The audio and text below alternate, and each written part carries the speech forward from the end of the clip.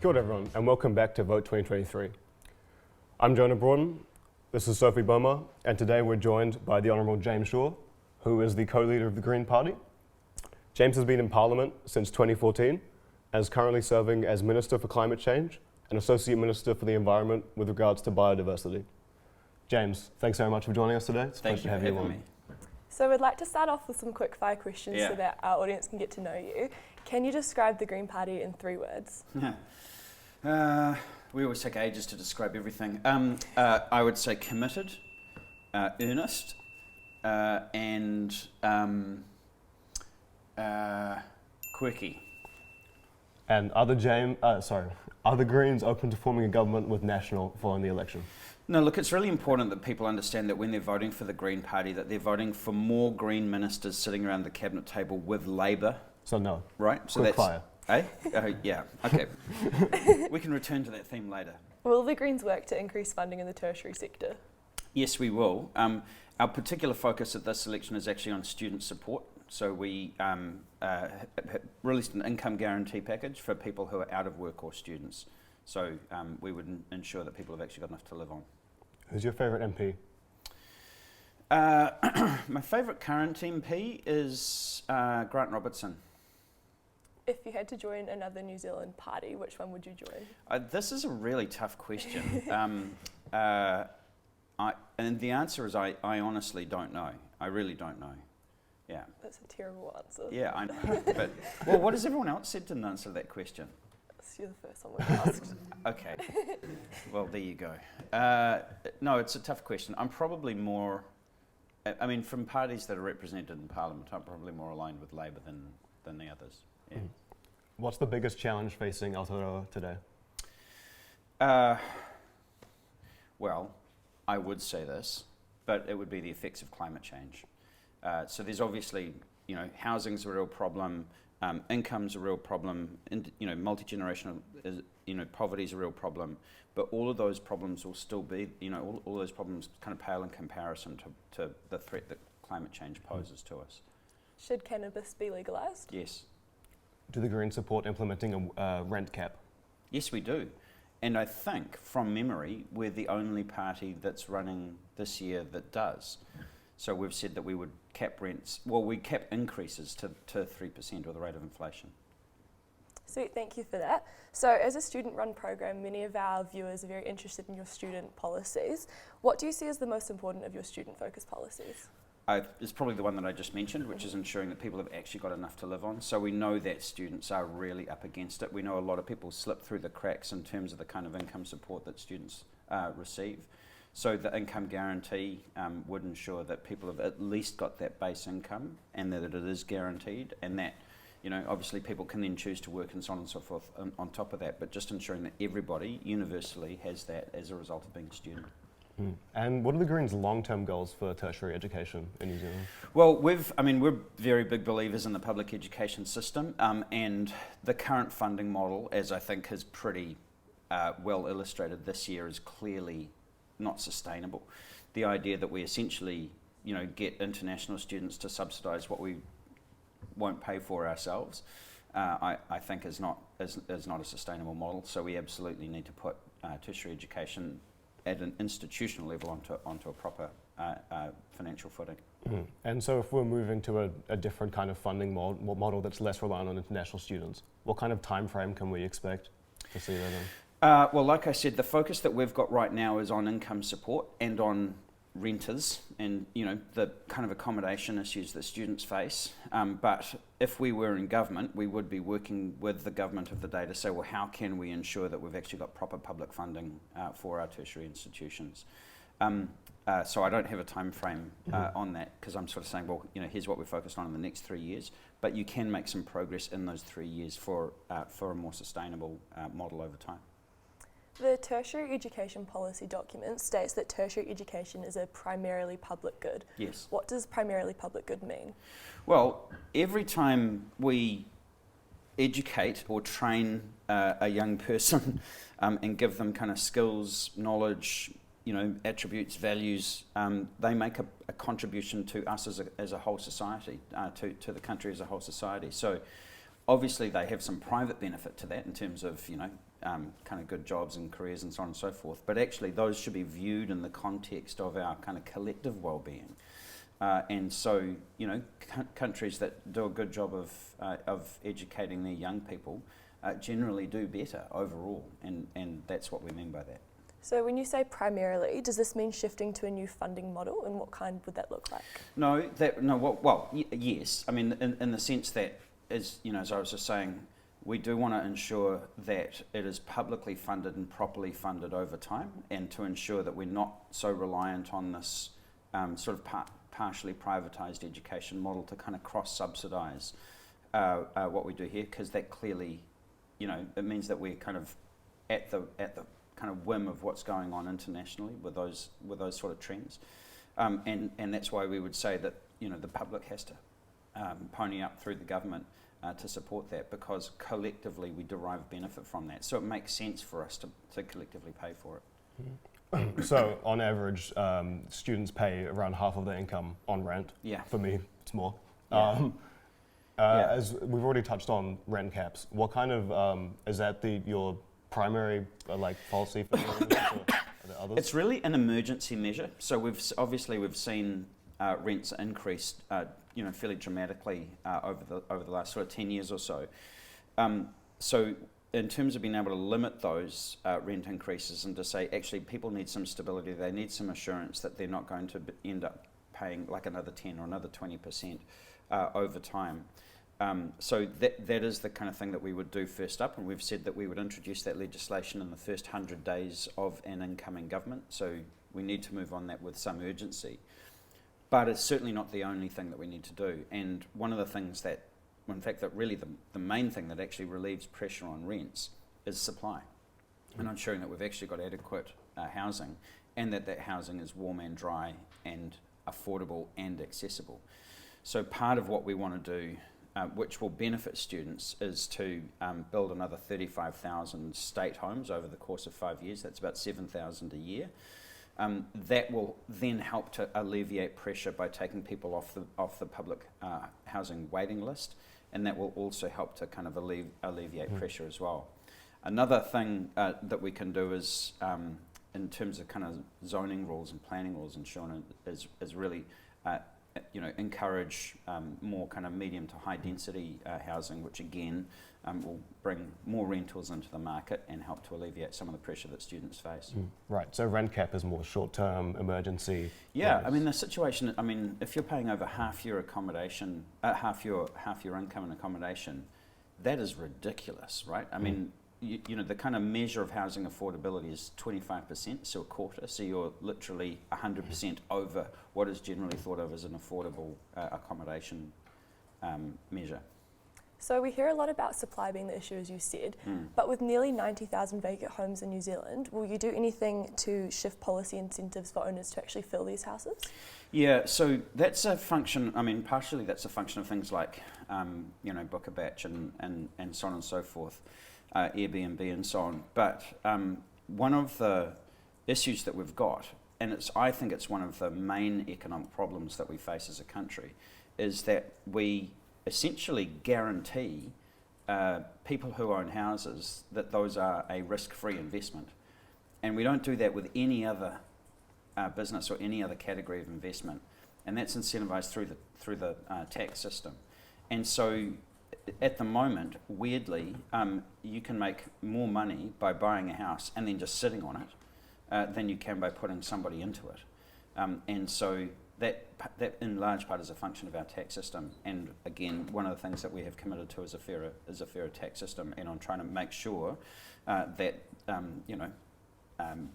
people need to actually use those houses. Because in our view, housing is a human right. You know, houses aren't, in our view, just kind of monopoly chips to be traded with each other for, 25% every time, tax-free. We think people need to be living in those, and that those houses should be homes, whether you rent or own. So, keeping in with education, we're seeing lots of high schoolers struggle to achieve university entrance, and this is causing a lot of concern. How does the Green Party plan on rectifying the situation with secondary education? Well, secondary education, so this is one of the areas I think that we find really quite frustrating, is that people go to very kind of knee-jerk, simplistic responses. One of the primary challenges, or one of the primary drivers of underperformance in school, is actually the kind of social and economic background that people come from. There was some really good research that was actually done by a right-wing think tank a few years ago that kind of did this fantastic sort of data analytics piece of work, and essentially found sort of what we'd kind of always known but never really admitted to, which is that, look, there are some good private schools and some bad private schools. There are some good public schools and some bad public schools. The thing that kind of drives, that makes the difference, is whether the students who are in those schools come from an economically deprived area or not. So, again, in our view, one of the best things that you can do to support educational outcomes is to end poverty, right? Which is less to do with the schooling system and more to do with ensuring that actually people are in homes where they've got some stability, they're not taking time off because of respiratory illness, because their houses are, cold and damp, where they're not having to take time off from school in order to go and get a part-time job to support their families, and so on. How does the Green Party plan on implementing curriculum additions such as environmental awareness when most students aren't even achieving maths, science and reading standards? Well, I think it's entirely possible to walk and chew gum at the same time.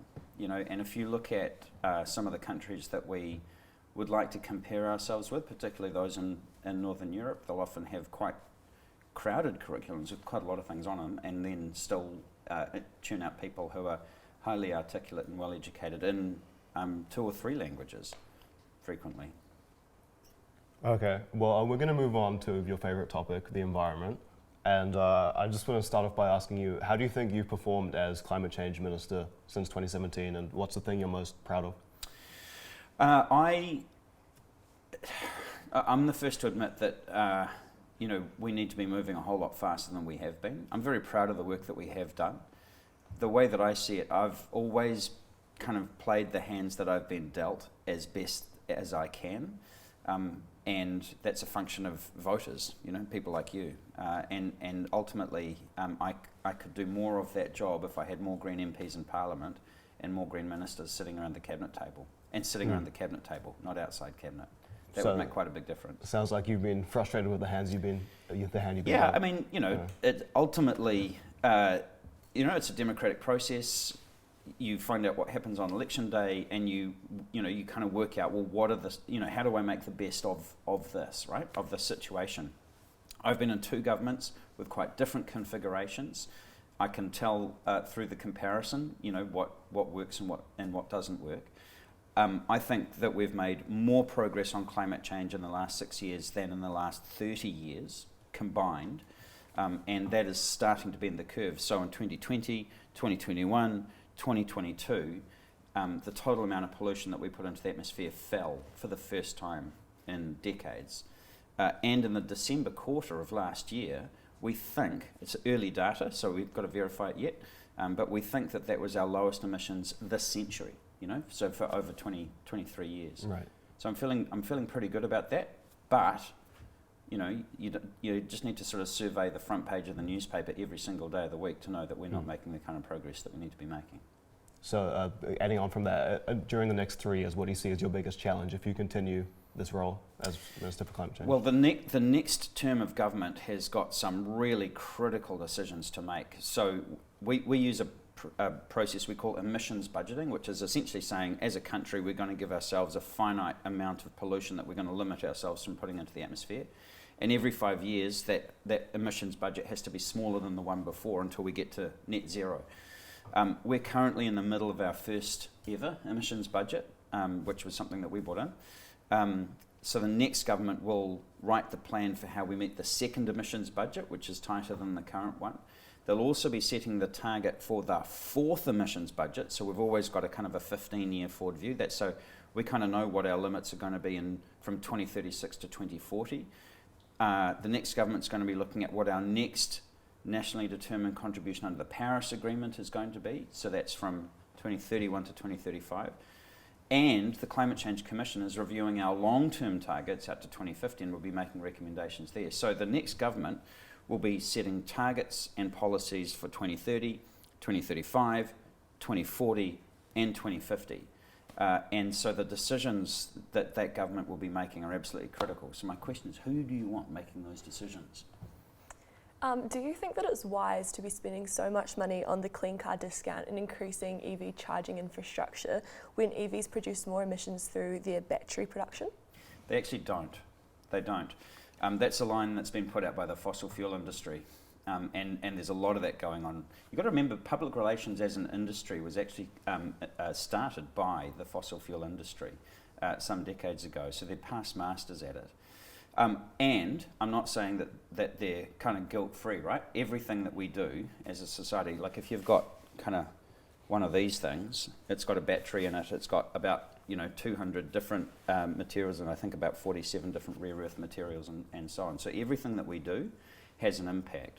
Some things have less of an impact than others, but no matter what we do, we need to ensure that you've got really good environmental standards for the extraction and production and disposal, that you've got good human rights standards and good labour standards and so on. And a lot of what we do is very messy on those regards. So how do we have more sustainable production of EVs? Because a lot of the emissions from automobiles comes from the manufacturing process, and that still applies with EVs. And there's huge challenges with batteries and so forth. Yeah, there are, but it's a lot less than it is for fossil fuels. Like one of the things I keep saying is, if you're worried about lithium, let me introduce you to petroleum, right? Because the kind of extraction, processing and disposal of that is currently cooking the planet and wrecking local environments in the places where it's been extracted. Like you may have noticed a few years ago, the Gulf of Mexico was on fire. The ocean literally on fire because of a explosion at an oil rig there. So, as a society, we should always be looking for more efficient ways of doing things, of designing products and services that minimise the total amount of material that goes in. We need to build a circular economy so that we're reusing all of those materials over and over and over again, rather than chucking it in a landfill, which, by the way, this country is terrible at. So we kind of have to do all of those things. I think one of the main things, I'm not going to say that EVs are going to save us, right? They're not. Because we need fewer vehicles on the road anyway. We need, to give people more options than they currently have. So walking and cycling, public transport, all of those things help to reduce the total amount of material that we need to move people around efficiently and quickly and safely and so on. So we have to do all of those things as well. But every vehicle, every internal combustion engine or petrol-powered car that we take off the road and replace with an EV helps to lower the total pollution that we're putting into the atmosphere and helps to prevent the climate crisis from getting any worse. Well, should we be prioritising funding to public transport instead of the EVs then? Again, we need to walk and chew gum. We need to do both of those things. So in the current budget, we've got money going towards subsidising EVs. That's actually paid for by fees on our most polluting vehicles. So, if you go out and buy a heavy diesel truck, you pay a fee on that, which then pays for the subsidy for those electric cars. But we're also taking money through the emissions trading scheme from polluters, and we're putting it towards things like electric buses and lots more electric buses, helping ensure that we're paying our bus drivers enough so that we've got enough people to kind of do those. We're paying for the walking and cycling budget, so all of the improvements that you see around Dunedin and other cities in New Zealand, all of those are paid for at the moment by polluters. And that can only be a good thing.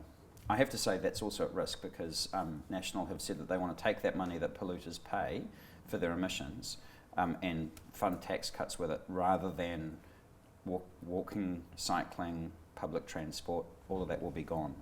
Well, you mentioned the ETS there, and the ETS is obviously a very market-based solution to climate change, which you've been a proponent of those types of solutions. Yeah. But a lot of people might be wondering, well, the free market has gotten us to this climate crisis. Can we realistically use that same market to get us out of the crisis? Yeah, well, so the reason I'm a big believer in the emissions trading, well, partially I'm a believer in it because it's what we've got, right? So it was developed in 2008, which is a long time before I got into Parliament. But the big thing about the emissions trading scheme is it has it now, as a result of reforms that I introduced, has a cap on the total amount of pollution. And what that means is that essentially you've got a series of tradable pollution permits, right, that kind of exist within that cap. But it does mean that you've got some assurance that the total amount of pollution that we're putting into the atmosphere is that cap. The alternative was a carbon tax. There was a massive stoush about that back in the 2000s, and David Parker, who was the Minister of Climate Change at the time, tried to introduce a carbon tax. It got defeated, and that's why he then moved to the emissions trading scheme. The issue with a carbon tax is that there's two issues to it. One of which is that Cabinet sets the price, and because it's political, generally they will set a price that's lower than effective, whereas with an emissions trading scheme, the price is basically set by the volume and how much supply and demand you get. So politicians don't get directly involved in setting the price. The other problem with a carbon tax is it's not capped, right? So you're sort of reliant on that price getting to a point where it's just too expensive to continue polluting, but you sort of have to guess what that level is, and you won't know until you get there whether or not it works. And we don't have time for that. So I'm a big believer in a system that has a total cap and that cap sinks over time. I think that's really important. Has your background as a consultant possibly influenced your belief in market-based solutions? The funny thing is, I actually used to prefer a carbon tax and before I got into politics, that was my preferred option because it would be simpler. And should be more predictable, because you could sort of say, oh well, the price of carbon in year one's $20, and then it'll go, I don't know, $1, $2, $5, $10 a year or whatever have you, and that would give businesses some kind of assurance and some predictability. So that was my preferred solution. And actually, The Economist and the Financial Times of London, two pretty dry, business publications, both said that in their view a carbon tax would be better than a cap and trade system. But I'm now strongly of the view that a cap and trade system is better because of the presence of that cap, and because it means that you depoliticise the setting of the price, and that to me is really, really important. Do you think the ETS is functioning and well regulated as it stands, or do you think we need to do more? No, we've got to do more. So it's a whole lot better than it was 6 years ago. The price of carbon when I got elected to Parliament in 2017 was, I think, $14 a tonne. It's now about $70 a tonne, and that's as a result of the reforms that we've introduced. But there are still some pretty significant issues with it. Most importantly, what is the role of forestry offsets within the system? And what kind of forests? Should they be kind of permanent indigenous forests and or fast-growing exotic harvest forests? And at the moment, the bias in the system is very heavily towards those fast-growing exotic harvest forests. How do you get an ETS that is well-functioning and well-regulated? Well, you regulate it well, and there are a number of things that we're doing at the moment to improve the quality of regulation. For example, there's not a lot of transparency in the system at the moment, and I really want to make sure that that the businesses that are participating in it, that's transparent. Who's in there? How many units do they hold? That kind of thing. And that transparency is what you would expect of a multi-billion-dollar system of any description, and that was not designed into the system originally. So obviously New Zealand's a small country, and our emissions are like a minuscule fraction of the total global emissions. Do you see us as being able to perhaps set an example to the rest of the world, or Yes. use foreign policy? Yes, yeah, I do. Look, just give me because this really gets my goat, right? Because people throw this, oh, well, we can't do anything about climate change because we're too small. In which case I would say, well, we shouldn't have participated in World War II either because we were too small to defeat the Nazis by ourselves, right? Right. It was a global effort. We did, we did our bit, but it was a small part to play compared to, the Americans or the British and the French and the Russians and so on. And this is no different from that. Our population is about the same size as Los Angeles city, right? So if you said, well, New Zealand's too small to make a difference, so we're not going to do anything. That means that Los Angeles doesn't need to do anything. And if Los Angeles doesn't need to do anything, neither does New York or Houston or Chicago, the United States doesn't need to do anything because it's too small to make a difference, right? Because the United States only makes up 20% of global emissions, so it can't defeat climate change by itself, therefore it doesn't have to. It's a completely ridiculous argument. Yeah. So it's a global effort. Do you think multilateral organizations like the UN are doing enough?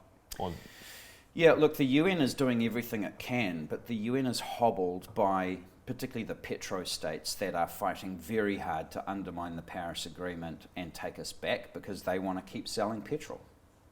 And there's a fight going on right now between, countries that are desperate, and are really feeling the effects of climate change. And I'm thinking particularly the Pacific Islands, the Caribbean small island states, a number of the kind of countries in Africa, particularly Equatorial Africa, and so on.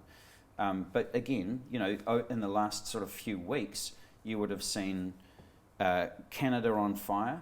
More of Canada burned in the last few months than the total land surface of Greece, right? And Greece was also on fire, and then it was underwater, and they've just lost 25% of their agricultural production because of flooding. So, this is it's all on, right? Like, this is not something that's happening in the future somewhere else to somebody else. It's happening to us. It's happening now. It's happening here.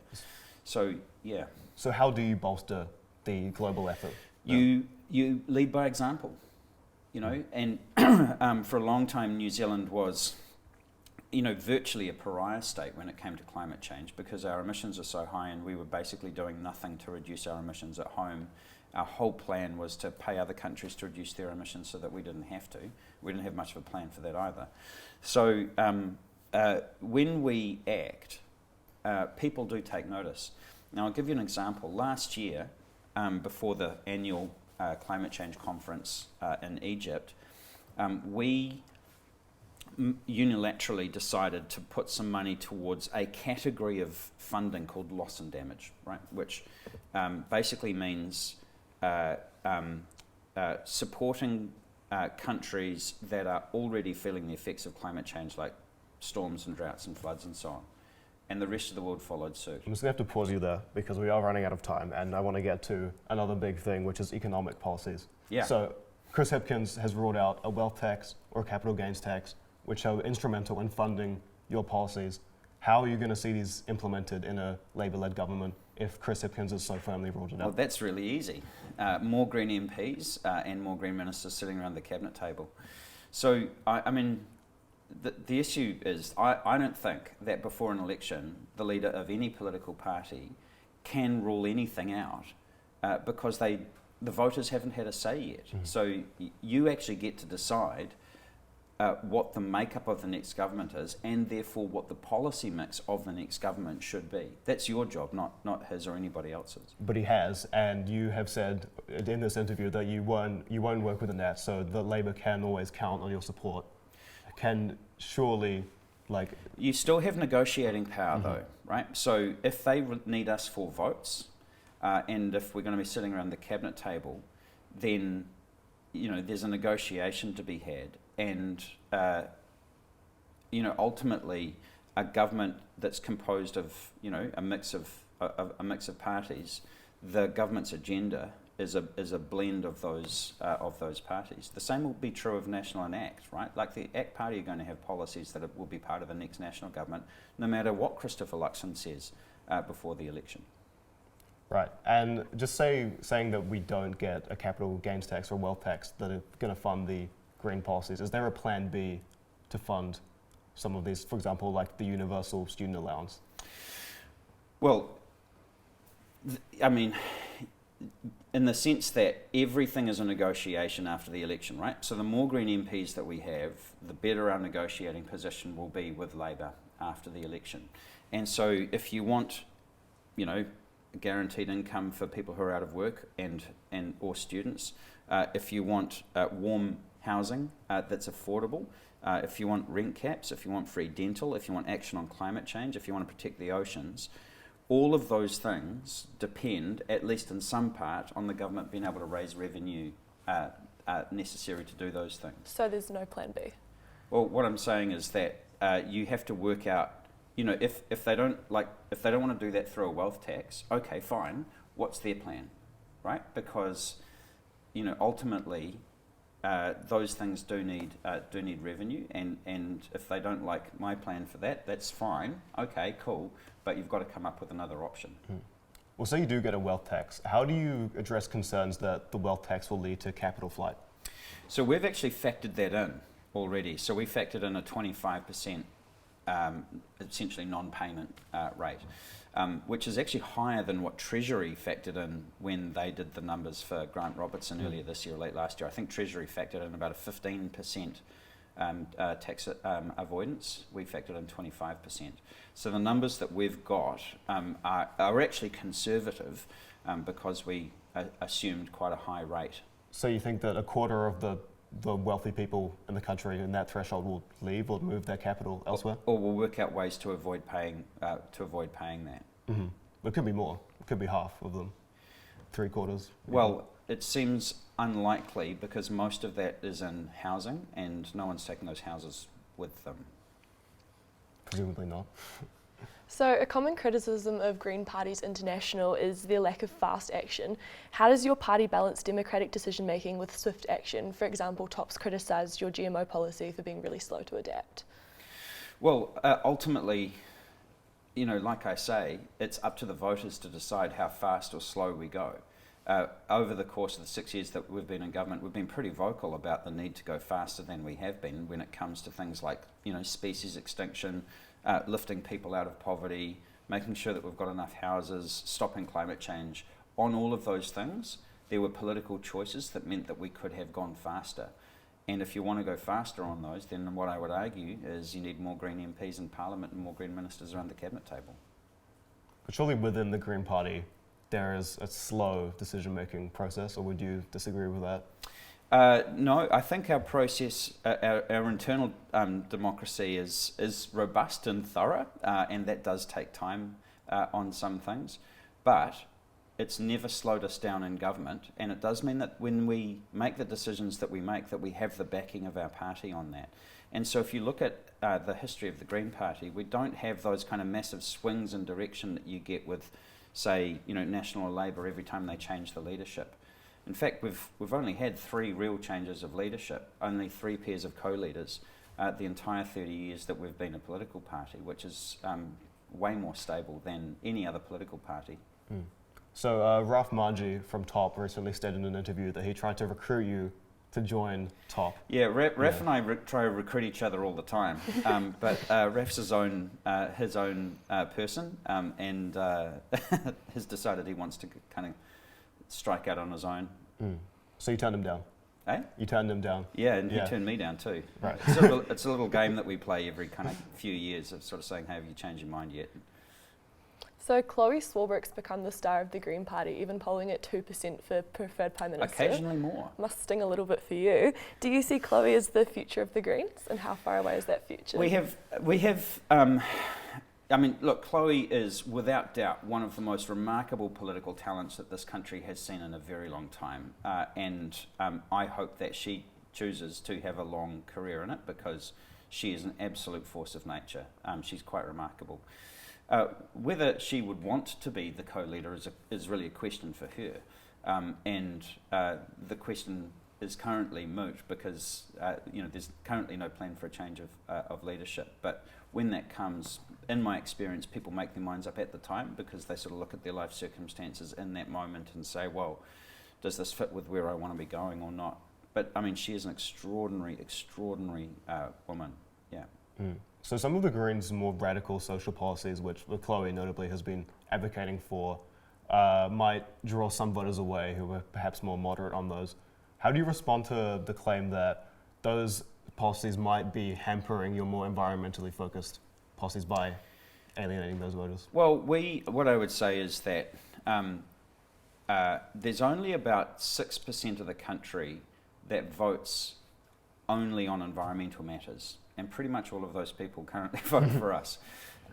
Everybody, and at the same time, there are environmental and climate change concerns that the vast majority of New Zealanders have right across the political spectrum, but other matters kind of matter more to them. Our vote base at the moment, we're running currently at about 12% average in the polls, which is the highest average that we've had ever in our entire history. So we're putting less people off now than we have at any other time in our history. And my sense is, when you kind of read the papers and you see what Labour and National have got on offer, and the reason why between the two of those parties they're barely able to muster 70% of the vote, meaning that there's an entire third of the country that are looking elsewhere, people know that we stand for something, right? And they know what we stand for. And I think that is why you're seeing our vote increase over time. You've got to remember, we are the only support party in government to have increased our support during the period of time. Every single other support party in this country and in other proportional representation parliaments around the world sees their vote decline, or even they get bounced out of parliament after a period of time in government. Our vote increased in 2020 above where we were in 2017. Our vote is higher now than it was in 2020, and I'm very proud of that. So you're not alienating any voters then, and the numbers speak for themselves? That's right, the numbers speak for themselves. People are clearly giving us more support than they have at any time in history, and I think that's because they see our track record in government has been pretty solid. They want to see more of what it is that we've got on offer at this election. They are looking at this kind of fairly insipid election campaign and saying, actually, there are some pretty big issues that the country is facing right now, and the Greens are the party for me. So notably in this election, other parties have been discussing climate change policies. Do you see that as a positive thing, or is this a form of greenwashing? No, well, it's not. It's a bit of both. The fact that climate change is even featuring in this election campaign itself is historic. So it's been a great frustration to us that often the only people to talk about climate change during an election campaign has been the Green Party, and the media have generally not covered it. But the media actually at this election have been really good. Even when other parties don't want to talk about it, the media have been questioning them about it. I do think that a lot of what National in particular are saying is greenwashing. So they're saying they're really committed to the targets for 2030 and 2050. That's good. That's a lot of progress on where it was a few years ago. But then every actual policy that they release makes it harder to achieve those targets, and they don't have a plan for how they're going to achieve those targets that's credible. And so that does really worry me, because it means that people kind of go, National are okay on climate, maybe it's okay to vote for them, and then what they'll find is actually much of what we've done over the last 6 years just gets dismantled, and we kind of all the small progress that we have made loses its momentum. Well, speaking of parties and environmental policy, what would you say is the biggest difference between, say, Greens and TOP? Look, I'm not hugely familiar with TOP's policy. I would say the biggest difference is ours is more likely to get implemented because we're in Parliament. We obviously, I think, have a 30-year track record there of being the leading advocates in the country for protecting our wildernesses and our wildlife, for cleaning up our rivers and our oceans, and for stopping climate change. And it's what people can rely on us for. Last month, Grant Robertson took $236 million out of the climate fund without informing you. How did you respond to that? How do you feel about that? Oh, you probably saw it on TV, how I responded to that. It was disappointing, and again, it's a function of being a minister outside cabinet and not having enough Green MPs in there. So I just returned to my earlier theme, which is that if you want a government that is committed to action on climate change, you've got to have Green ministers sitting around the cabinet table. Bernard Hickey says that a vote for Greens is a wasted vote.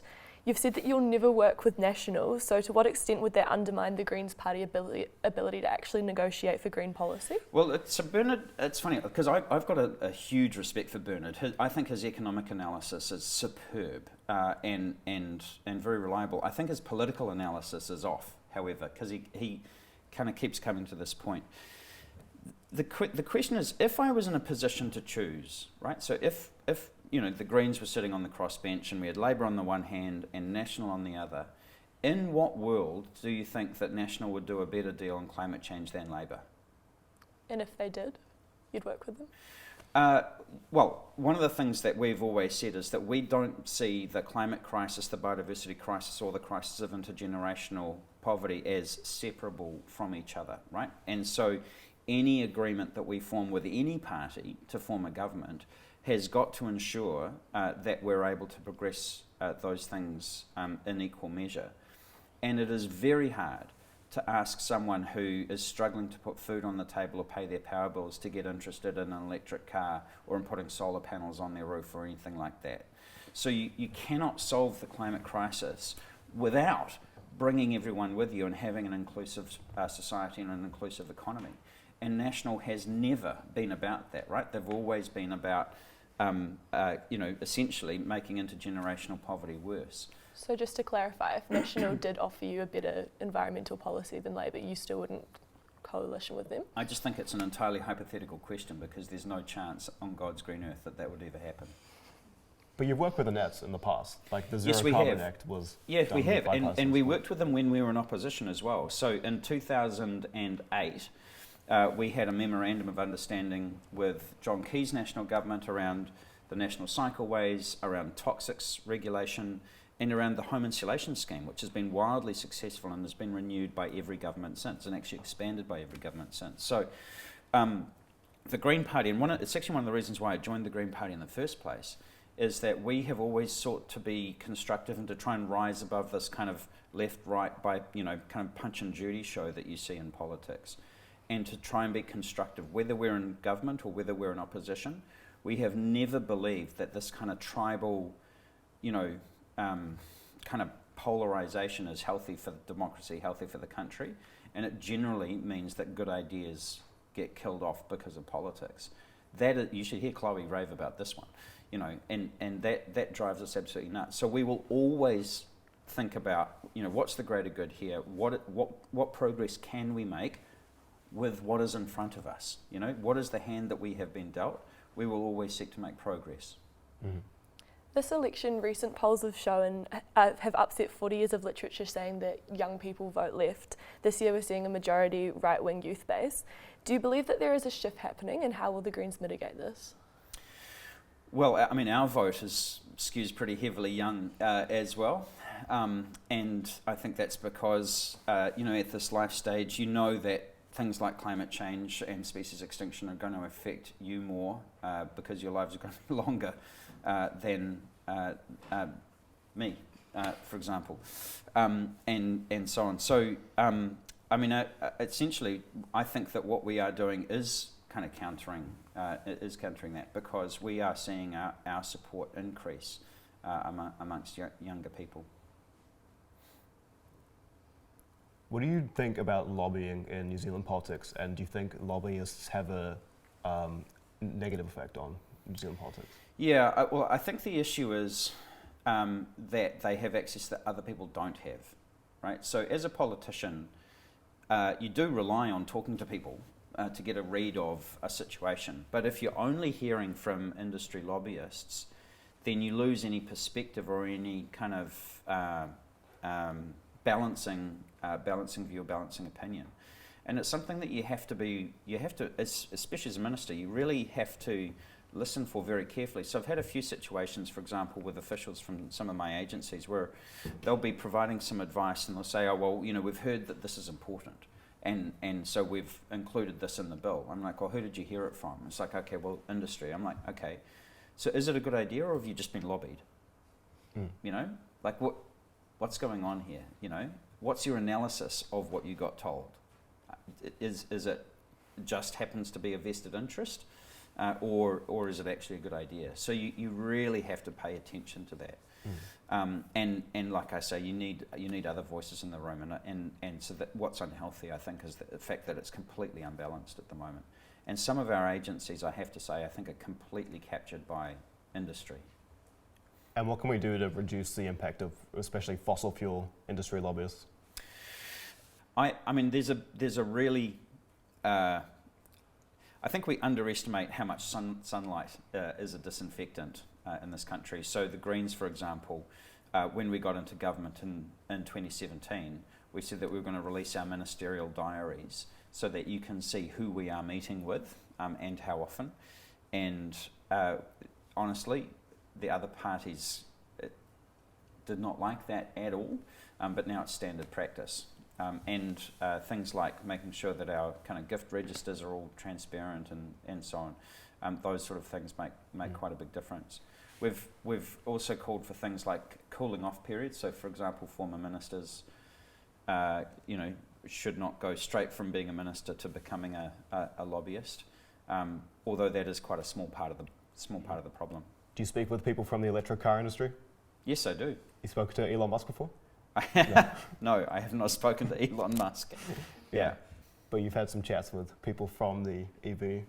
Yeah. Well, like I said, you've got to form a view, right? And when we brought in the clean car discount and the emission standards, you've got to remember we were one of 3 countries in the world that didn't have emission standards in our vehicles. Australia and Russia being the other 2. So great company. And so we Australia's brought them in now, by the way. We had to talk to the industry about how we're going to make this work. Yeah. So lastly, as we wrap up, why should your audience vote Green this election? Well, if you want to ensure that your rents don't go up by more than the rate of inflation, if you want to ensure that you've got access to warm and affordable housing, if you want dental care for everyone, because people over 30 deserve dental care too, if you want stronger action on climate change than you have seen in the past, if you want to protect our oceans, then those are the priorities that the Green Party is standing for at this election. And everything that we are doing, we have fully costed out, and we've said we can do these things within this term of Parliament. That is bold, it's a big claim, but I think we've got the track record to demonstrate that of anyone, we are able to do those things. And we're the only party that I think has a credible plan to achieve them. Well, thank you so much. It's been a pleasure having you on today's show today, James. And thank you also to our dedicated production team and, of course, our viewers. We'll be back with more thought-provoking discussion very soon. Until then, stay informed, stay engaged, and we'll see you next week.